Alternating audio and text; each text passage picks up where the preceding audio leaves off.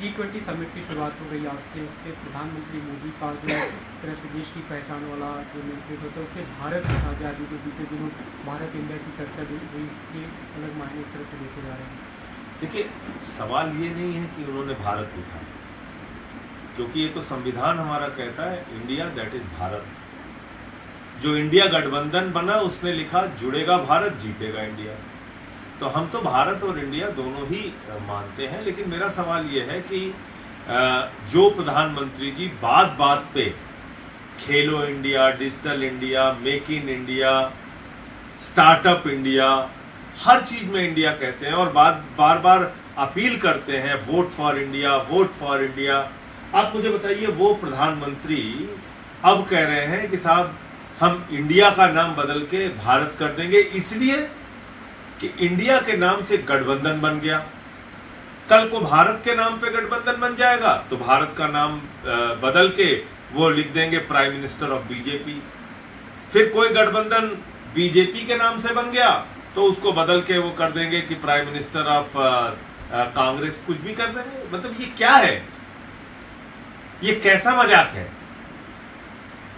आपके पासपोर्ट के ऊपर लिखा रहता है रिपब्लिक ऑफ इंडिया, आपके नोट के ऊपर लिखा रहता है reserve bank of India. IIM हो, IIT हो, एम्स हो, इसरो हो, कहीं इंडिया है कहीं इंडियन है, सब आप बदल दोगे। भारत छोड़ो आंदोलन जब हमारे स्वतंत्रता संग्राम सेनानियों ने नारा दिया तो कहा क्विट इंडिया मूवमेंट, भारत छोड़ो आंदोलन। ये कौन सा तुम, मतलब मेरी ये नहीं समझ में आ रहा है कि आप देखिए, सुनिए हमारे आदरणीय प्रधानमंत्री जी को कि ये क्या खुद से बोलते थे। आप दूसरे किसी की बात छोड़ दीजिए, ये स्वयं क्या बोलते थे। प्रधानमंत्री जी का ये वीडियो है, क्या कहते थे, सुनिए।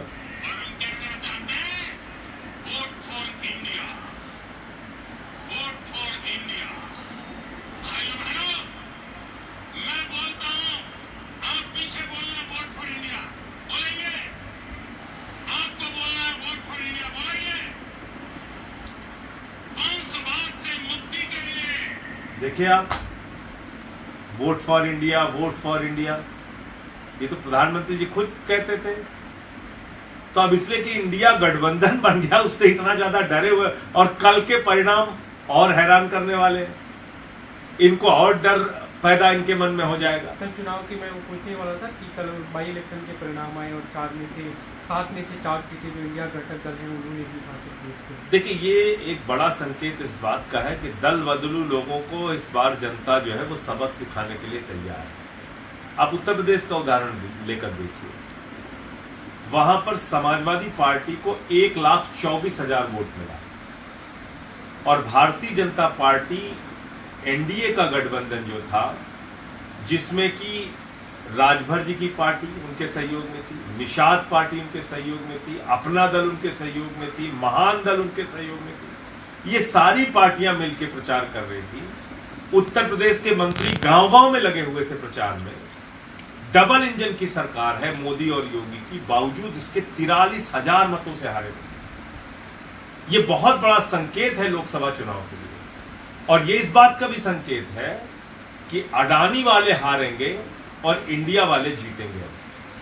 जो इंडिया के साथ खड़े हैं वो जीतेंगे, जो अडानी के साथ खड़े हैं वो हारेंगे। ये इस बात का भी संकेत है। एक दूसरा मुद्दा है, चंद्रबाबू नायडू की गिरफ्तारी हुई एक तरफ से केस में, और सुबह उन्हें गिरफ्तार किया गया। देखिए, ऐसा है कि दुर्भावना की राजनीति से कार्रवाई करना कतई ठीक नहीं है, और आपने तो देखा कि जो वहाँ की सरकार है, उनकी पार्टी है, वो पूरी तरीके से मोदी जी के इशारे पर काम करती है। तो हो सकता है बीजेपी और YSR की जो पार्टी है जगन रेड्डी की, दोनों ने मिल के निर्णय लिया हो कि चंद्रबाबू नायडू जी की गिरफ्तारी करनी है, और इसके कारण ये। प्रधानमंत्री मोदी ने G20 समिट के दौरान अपने संबोधन में कहा कि सबका साथ, सबका विकास, सबके प्रयास से ही हम सभी देशों को ग्लोबली आगे लेके जा सकते हैं और जो ट्रस्ट डेफिसिट है उसे खत्म कर सकते हैं। तो देखिए, सबका साथ सबका विकास तो होना ही चाहिए, लेकिन मणिपुर से क्या संदेश देते हैं? जब आप 4 महीने तक भारत के प्रधानमंत्री मणिपुर की हिंसा पर नहीं बोलेंगे तो ये सबका साथ सबका विकास तो है नहीं। अगर नूह की, मेवात की हिंसा पर देश के प्रधानमंत्री खामोश रहेंगे तो ये सबका साथ सबका विकास तो है नहीं। अगर पहलवानों बेटियों के साथ हो रहे अत्याचार पर प्रधानमंत्री खामोश रहेंगे तो ये सबका साथ सबका विकास एक कोरा नारा साबित होगा, बावजूद इसके कि वो आपको ज़मीन पे कुछ सच्चाई के रूप में दिखाई पड़े। तो ज़मीन की सच्चाई अलग है, प्रधानमंत्री जी का बोलना अलग है, और मैं समझता हूँ कि इसीलिए अब इन नारों का कोई असर जनता के ऊपर नहीं पड़ता। जब प्रधानमंत्री भ्रष्टाचार के खिलाफ बोल के अजीत पवार को अपने साथ शामिल करते हैं, जब प्रधानमंत्री वंशवाद के खिलाफ बोलकर वंशवादी पार्टियों को अपने साथ मिलाकर चलते हैं, तो उनकी सच्चाई अब देश के सामने आ चुकी है। राष्ट्रपति डिनर होस्ट करने वाले हैं, G20 डिनर, उसमें सभी मुख्यमंत्रियों को, सभी बड़े नेताओं को बुलाया गया, लेकिन मल्लिकार्जुन खड़गे जो विपक्ष के नेता उन्हें आमंत्रित नहीं किया गया। कांग्रेस पार्टी से लेकर सवाल उठा दिया राहुल गांधी ने। देखिए, ये बहुत बड़ा अपमान है मल्लिकार्जुन खड़गे जी का, बहुत बड़ा अपमान है। वो कांग्रेस पार्टी के राष्ट्रीय अध्यक्ष होने के साथ साथ भी राज्यसभा में लीडर ऑफ अपोजिशन है, और लीडर ऑफ अपोजिशन का अपना एक कैबिनेट रैंक होता है, उसका अपना एक संसदीय लोकतंत्र में महत्व है, और आप उसको नहीं बुला रहे। जो व्यक्ति 52 साल से इस देश की राजनीति में, राज्यसभा का भी लीडर ऑफ अपोजिशन रहे, अभी हैं, और लोकसभा के भी लीडर ऑफ अपोजिशन रहे, विधानसभा में भी रहे, कई बड़े बड़े पदों पे रहे, कैबिनेट मंत्री रहे, केंद्रीय मंत्री रहे, और ऐसे व्यक्ति को आप आमंत्रित नहीं कर रहे हैं। ये क्या संदेश आप देना चाहते हैं? या जो विदेशी मेहमान भी आए हैं वो क्या सोचेंगे आपके बारे में? भारत दुनिया का सबसे बड़ा लोकतंत्र है, पूरी दुनिया में हम अपने लोकतंत्र का डंका पीटते हैं, और यहाँ अपने नेताओं से इस तरह का भेदभाव का आचरण करते हुए ठीक नहीं। आम आदमी पार्टी ने कल मध्य प्रदेश और छत्तीसगढ़ के लिए 10-10 उम्मीदवारों के नाम की घोषणा की। आपको चुनाव वहाँ पर पूरी तैयारी चल रही है?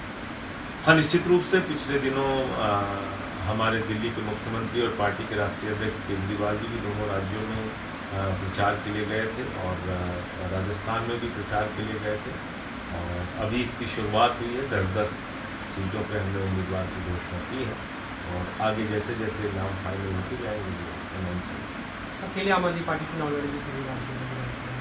ये तो हमारी तैयारी पहले से चल रही है, 1.5-2 साल से हमारी तैयारी चल रही है।